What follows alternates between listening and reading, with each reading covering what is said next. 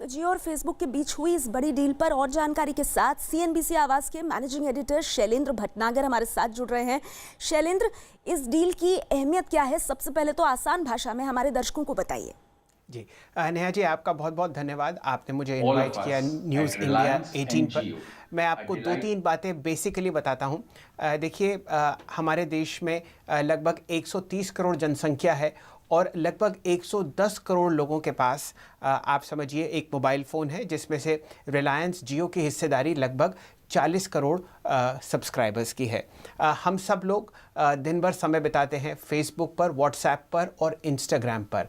ये जो तीनों प्रोडक्ट्स हैं, फेसबुक के लिए हमारा देश जो है सबसे बड़ा एक मार्केट है। इसीलिए ये करार किया गया है कि आपको जो मोबाइल स्पेस है, जिसमें रिलायंस जियो सबसे बड़ा प्रोवाइडर है मोबाइल सर्विसेज का, और फेसबुक जो सबसे ज़्यादा एंटरटेनमेंट में है या सबसे ज़्यादा आप और मैं अपना समय व्यतीत करते हैं व्हाट्सएप पर या इंस्टाग्राम पर या फेसबुक पर, इन्हीं दो कंपनीज़ का आपको मिलन होता हुआ दिख रहा है। ट्रांजैक्शन का साइज़ बहुत शानदार है। सिर्फ लगभग 10% स्टेक रिलायंस जियो में बिका है, लगभग 44,000 करोड़ का।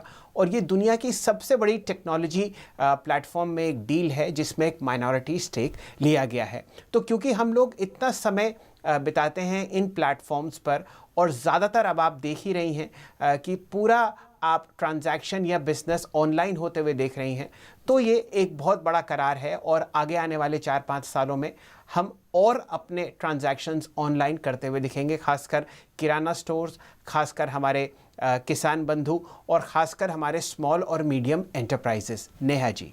जी शैलेंद्र, आप रहिए हमारे साथ। हम अपने दर्शकों को बता दें कि दुनिया की सबसे बड़ी सोशल नेटवर्किंग कंपनी फेसबुक के जियो में बड़ा निवेश करने के ऐलान के बाद रिलायंस इंडस्ट्रीज लिमिटेड के शेयर में जबरदस्त तेजी आई है। आज शेयर बाजार खुलते ही रिलायंस इंडस्ट्रीज के शेयर में करीब 8% की तेजी दर्ज की गई। शेयर बाजार में बढ़त दर्ज करने के मामले में रिलायंस इंडस्ट्रीज के शेयर टॉप पर रहे। इस बढ़त के साथ ही रिलायंस इंडस्ट्रीज लिमिटेड की मार्केट वैल्यू भी 45,000 करोड़ से ज्यादा की बढ़ोतरी के साथ 8.29 लाख करोड़ के पार पहुंच गई है। शैलेंद्र हमारे साथ बने हुए हैं।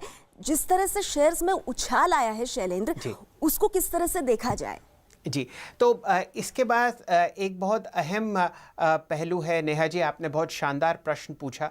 आप इसको इस तरीके से समझिए कि जो लगभग 44,000 करोड़ रुपया रिलायंस जियो के आपको कॉफर्स में आता हुआ दिखेगा, उसमें से काफ़ी अमाउंट डेट रिडक्शन में जाएगा। यानी कि जो लोन्स रिलायंस इंडस्ट्रीज़ ने और रिलायंस जियो ने ले रखे हैं बैंक्स को, उनको लौटाने के लिए इस्तेमाल में किया जाएगा। आगे आने वाले समय में जो 5G नेटवर्क्स में इन्वेस्टमेंट है, वो आपको बढ़ता हुआ दिखेगा। तो ये जो पैसा है, ये इस काम में इस्तेमाल होगा कि आगे वाले समय, आने वाले समय में जो कंपटीशन है, जो आपको 5G स्पेस में दिखेगा, वहाँ पर आपको बढ़ोतरी होती हुई दिखेगी रिलायंस जियो के नेटवर्क पर।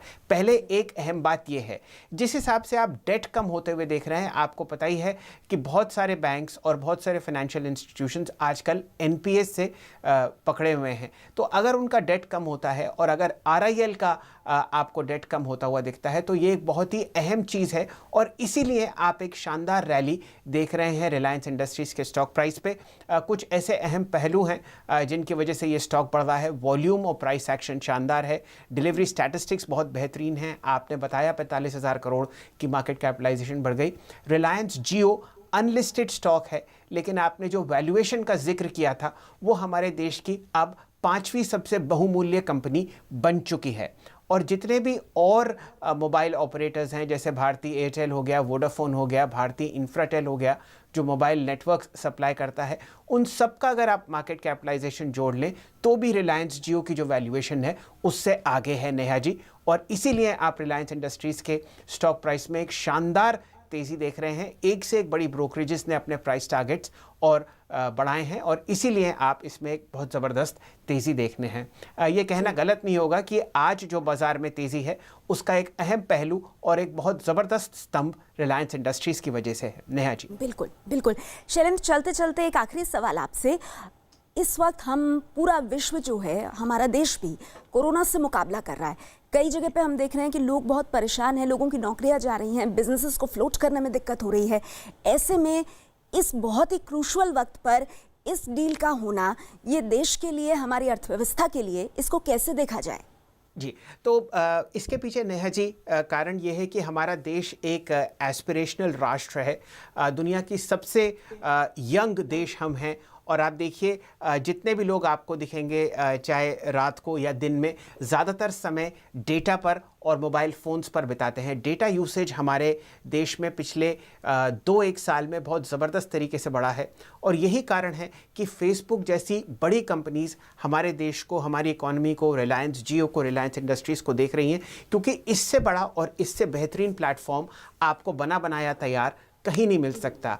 आप देखिए जितनी हमारी मोबाइल फ़ोन्स की यूसेज है और जितना हमारे इतने सब्सक्राइबर्स हैं, पूरा अगर आप यूरोप जोड़ लें, पूरा अफ्रीका जोड़ लें और अन्य कई देश जोड़ लें तो उनकी जनसंख्या भी नहीं है। और हमारे यहाँ डेटा यूसेज बहुत बढ़ता हुआ आपको दिखेगा आने वाले 2-3 सालों में। सारे बच्चे घर में ऑनलाइन पढ़ रहे हैं। तो देखिए ये तब्दीलियां हैं और इसी की वजह से ये शानदार ट्रांजैक्शन हुआ है। आपको लग रहा है कि इकोनॉमी स्थिर है, लेकिन ऐसा नहीं है। जो दिग्गज और बड़े खिलाड़ी हैं वो मौका उठा रहे हैं इस समय का कि वो इतने बड़े बड़े ट्रांजैक्शंस करें। नेहा जी बिल्कुल, बहुत बहुत शुक्रिया शैलेंद्र भटनागर आपका हमारे साथ जुड़ने के लिए और इतनी बड़ी जो डील हुई है इसकी अहमियत जनता तक पहुंचाने के लिए।